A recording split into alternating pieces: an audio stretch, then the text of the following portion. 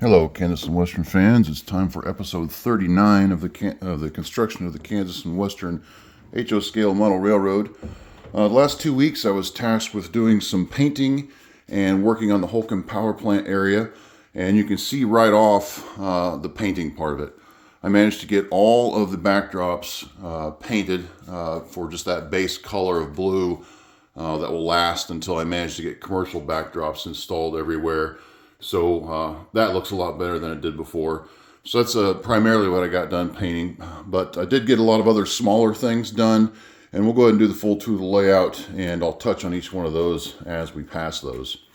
So starting down here in the Royal Gorge route, not really anything done in this area. Still needs just basically a lot of scenery work. No structures to work on here. Just need to finish ballasting, track weathering, and obviously everything surrounding this river needs to be taken care of. I decided I'm going to go back and redo my paint job on the rock face. I think it looked a lot better before I did that wash of tan to kind of tie it all in together. So I'm going to go back and do the several different colors that were on there. I'll probably make it a little bit more not so heavy in color, so not so obvious. So if I'm tasked to work on that, that's going to be one major thing. But then see if I can't finish that track ballasting and start working on detailing out that river. Moving around over here to Canon City, still have to finish that Colorado Quarries area. I have to figure out something to do in this foreground. I haven't really thought much about that. It's a big empty space. Might do a park, or on that west end of Canon City, they used to have a power plant that was fed by track. Maybe I could figure out a way to do some old weather track that's been abandoned for that old power plant. I'm not sure, but big open space. I need to figure something out there, and then of course I need to fill out the downtown area, finish out this repair shop for the Royal Gorge Railway. And then start in on that wooded area that's going to transition between the city itself and Portland Cement Plant, which needs a lot of structure weathering and details added, and obviously all the track weathering that needs to go with it. Then this portal area, need to figure out some scenic ways to blend those portals in so they don't stand out like a sore thumb. We still have these car kits to work on, those maintenance of way kits, those metal kits I've never tried before. Interested to see how that might come together.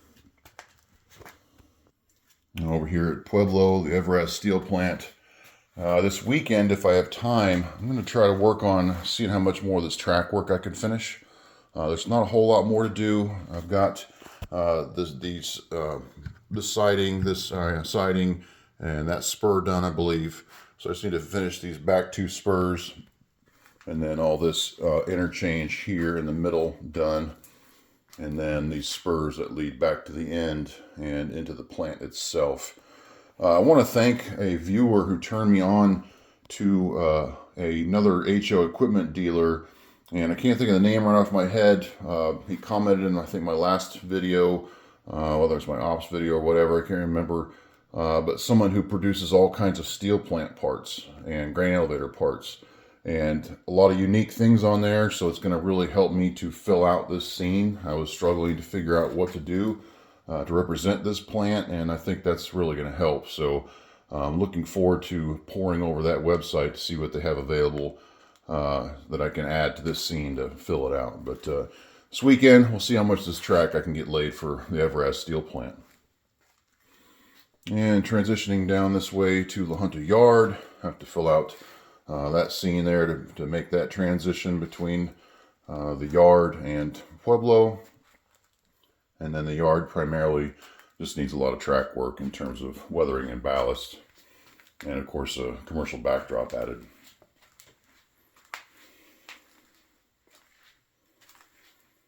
This highway bridge, I do have a kit to finish that out, so that won't take much. And then some more work to this transload dock. But mostly just track work down here for La Junta.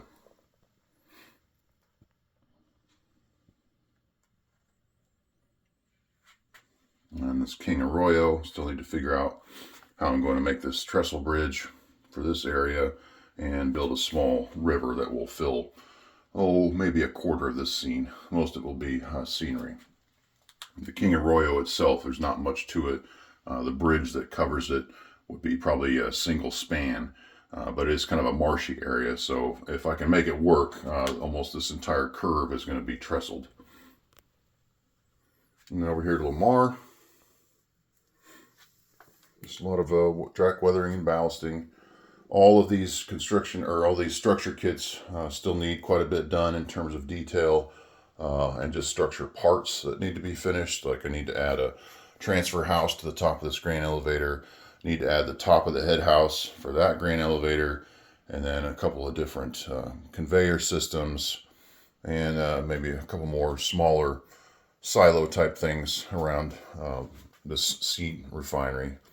So some structural work can be done here. Obviously, a lot of track work.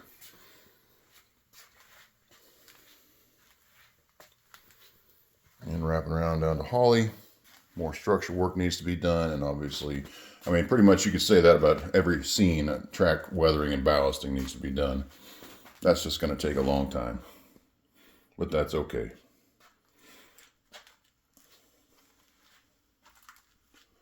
And then we come up here to Holcomb to see what I got done here. It looks kind of the same, except for I did get quite a bit of work done on the substation kit. You can see there how I managed to grabble much of the yard before installing a lot of the sub-assemblies. Made that a lot easier. I left the perimeter undone because I still have to put all the fencing in.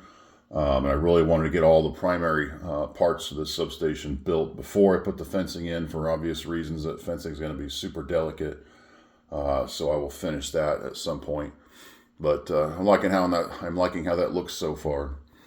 Before I miss anything, though, we're going to start just covering these little notes I've got stuck everywhere. First of all, you can see this fascia I've added around the perimeter.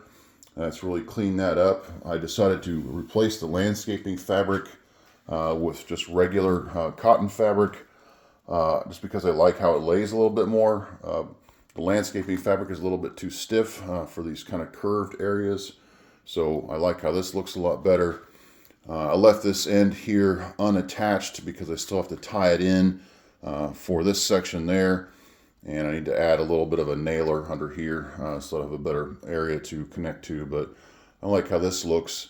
And I went with 2 inches around this because I still need to gain access to the helix underneath. You can see here, I want to be able to reach under and clean the track. If you can see that, so this 2 inches allows me to reach that. I did, in the last 2 weeks, crawl under the helix to make sure I still could. And it wasn't super fun, but it wasn't as hard as I thought it would be. I just kind of had to lay on my back and scoot underneath and then sit up, which is enough space inside. It's about a 2.5 to 3 foot square in there. And I'm tall enough that when I sit inside, I can just barely reach that top ring of the track. So that does work. It's something I should be able to manage for several more years, so I'm not too worried about that. But that allows me to reach the entire helix so I can clean track as I need to. Anyway, moving on. So let's see what we have here. This unloading chute, you can see there, I cleaned out all the cork roadbed, thinking about cutting out that little rectangle of plywood to create some depth for this unloading chute. I've got ideas about putting a small auger bit under there to represent the conveyor that would go up there, the transfer house, because I think you might be able to see that.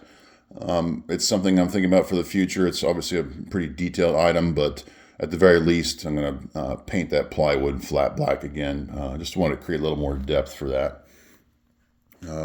I did get feeders added to the spurs. If you saw my last operations video, I think last Monday, I ran an operation through here, so that all works now.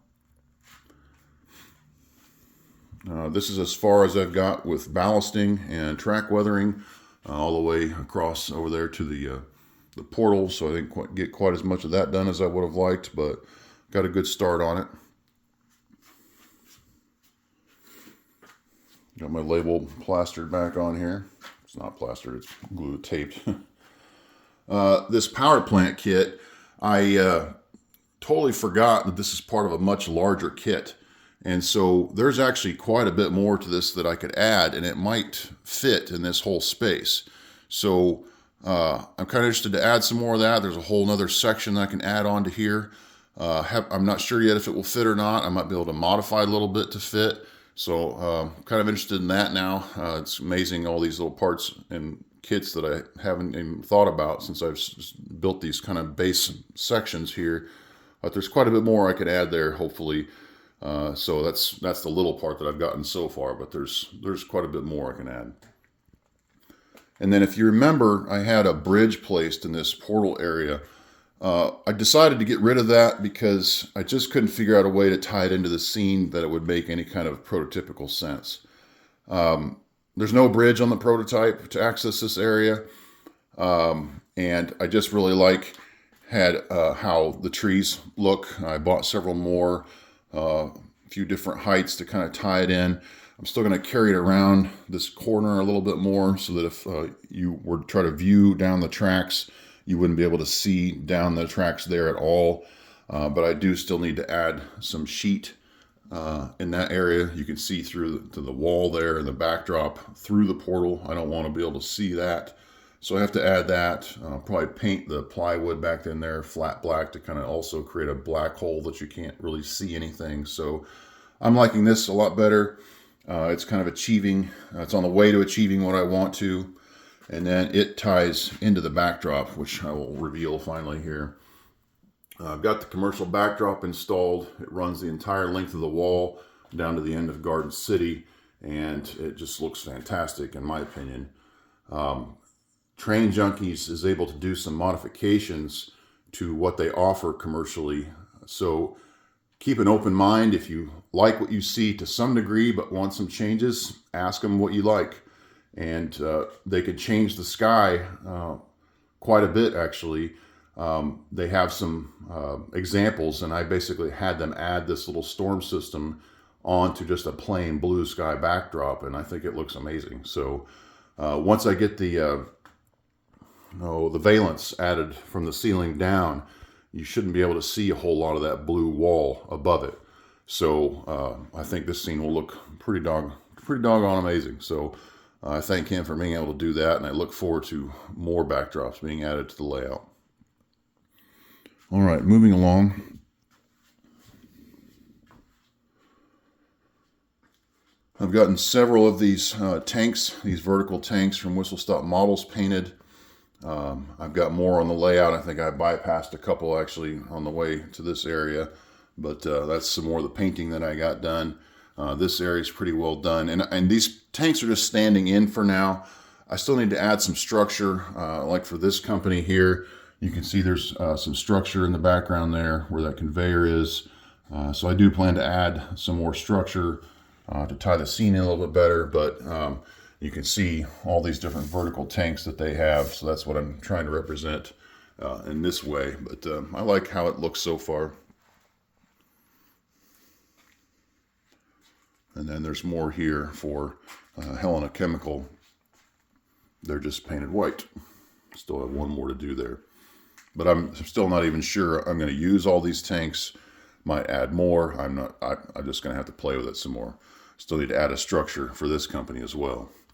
And they have quite a bit of tanks as well, and some different ones. So I want to add maybe some oil refinery tanks that will be in this area to represent some of these larger ones they have. And these here, you can see the white and the silver.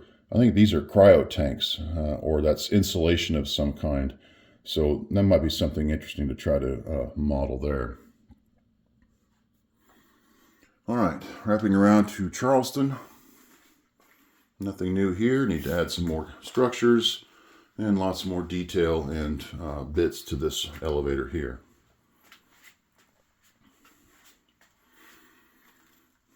I think I decided to add a pond to the foreground here, ringed with some trees to kind of hide this transition over to the Wichita Industrial Park,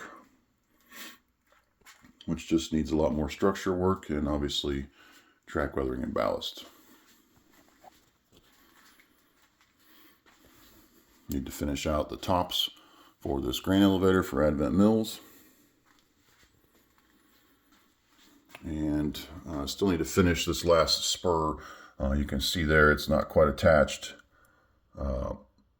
It's not fed with power, so I can't use it yet, but won't take much to add that. Maybe I can finish that this weekend too.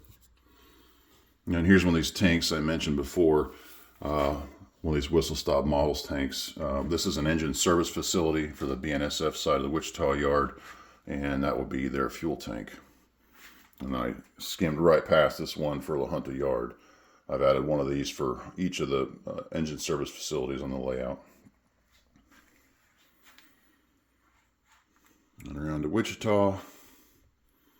Not really a lot of scenic area to work on here, so it's mostly just track weathering and ballast. Of course, the grain elevator needs a lot of its own work.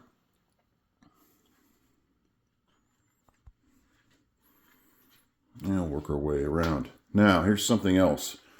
So I don't know if I'm the only model railroader on the planet that does this, but while I'm in my train room working on other things that I'm supposed to be working on, sometimes I kind of gaze about the room and think about things. I know that might sound weird, but what I've been thinking about is at the end of the Wichita yard, and this is the prototype I'm talking about, Interstate 135 passes right over the north end of the yard. And I've traveled it many, many times. Grew up in this area, and being able to drive over the yard is part of what gave me the interest I have in railroads, because you drive over the yard and you can see all the activity in the yard, see the way the tracks are laid out from basically this perspective. You can see both sides of the elevator, everything that's going on. You can see the repair, or the Union Pacific shop they have on the one side. And it's just kind of fascinating to see what's going on. You can see, is the yard full that day? Is it empty that day? Are they busy working? Whatever. So since I couldn't figure out how to make the bridge work for Holcomb, I decided to see if I could make it work for the yard, and it barely fits. You can see the clearance between the cars and the pylons, but it does fit.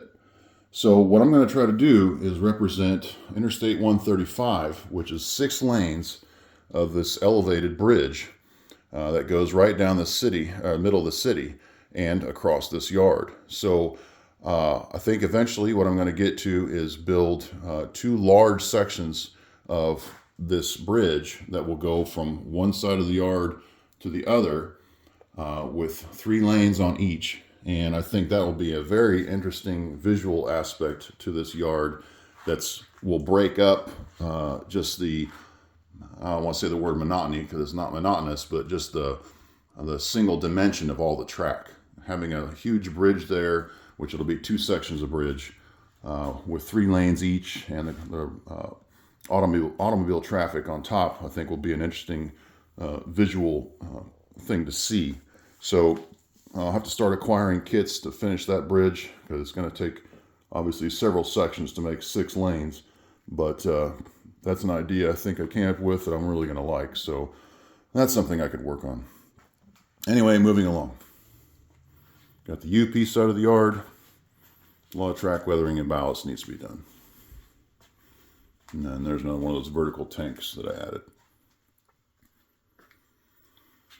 All right, still have to transition over here to Towanda, which the transition itself is primarily going to be the commercial backdrop to be added, plus quite a few trees and maybe a farm field or 2. And then for Towanda, I still have to figure out how many more houses I want to add. If I want to add more houses, the main thing is trying to reproduce this scene, which is looking right downtown and right in front of the tracks. So I'll have to add a couple of these crossing gates, and then I'm going to transition, or not transition, but fill this triangle in so it's straight across with fascia, so I can do a little bit more with this road grade crossing here. And then the approach to the grade crossing is going to be this kind of tree-lined street that goes into town. You can see the tracks there on the side with trees in the middle. So I'm going to try to reproduce that for Towanda. And then we progress in the Eldorado oil field. Still need to add 1 or 2 more pump jacks. And there will be some scenery here, a dirt road that accesses this tank battery where a truck's going to load. And then obviously several trees to transition to the next scene, which is the Eldorado Industrial Park, starting with Mears Fertilizer. Some more structure work for here. Another transition. And this is over to Barton Solvents and BG Products. Add quite a bit of fencing around here. You see I've got all these tanks painted, a few more to go here. Still considering adding a structure, although the tanks in the backdrop serve to kind of blend the scene into the backdrop. And BG Products. I have this piece of plastic styrene here. This whole area in the middle is going to be concreted, I believe. Although I would like to maybe consider adding one of these retention ponds. So I might do it here, I might do it over there for Barton Solvents. I haven't decided, but I think that'd be kind of an interesting thing to build. And then we transition over to the Alterator Refinery. Lots and lots of work here to do. I have decided I do not like my initial attempt for this coker unit. This crane kit, I think, is not going to look right.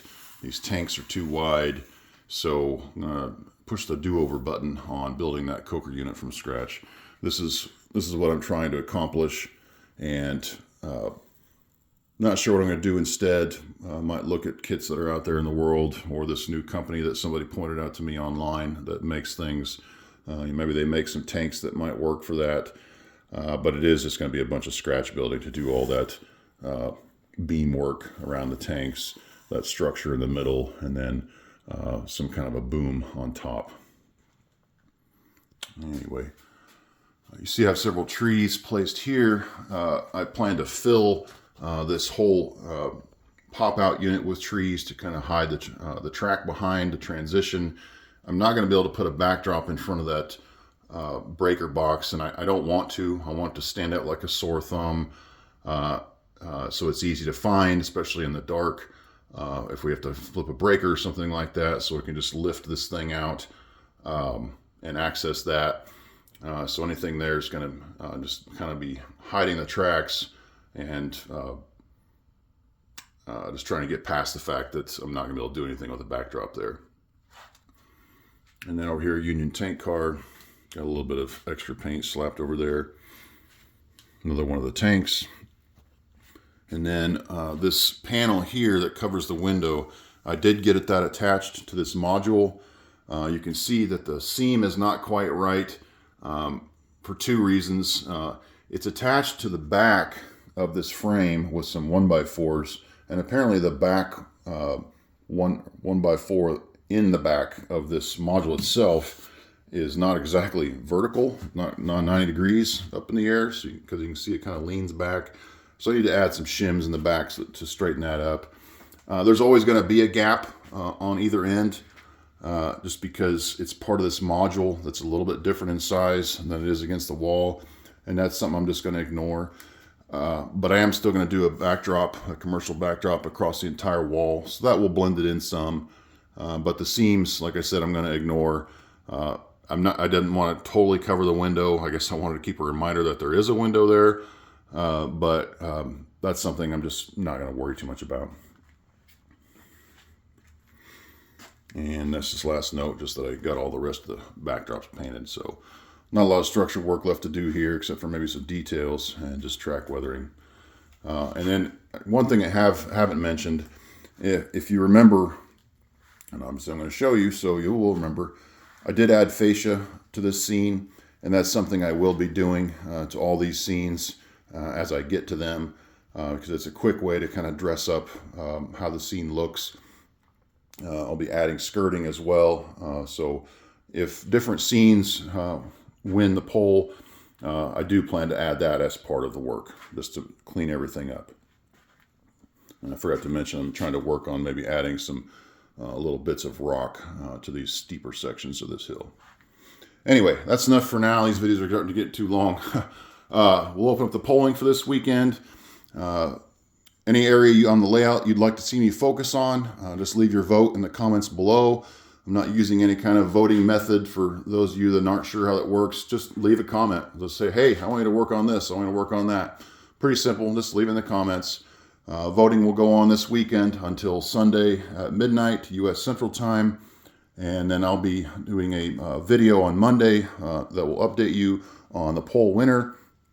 And it will also include the work plan that I plan to do to carry out the poll results. So leave your comment, your vote, and any questions you have in the comments below. And hope everybody has a good holiday weekend, good Christmas, good New Year.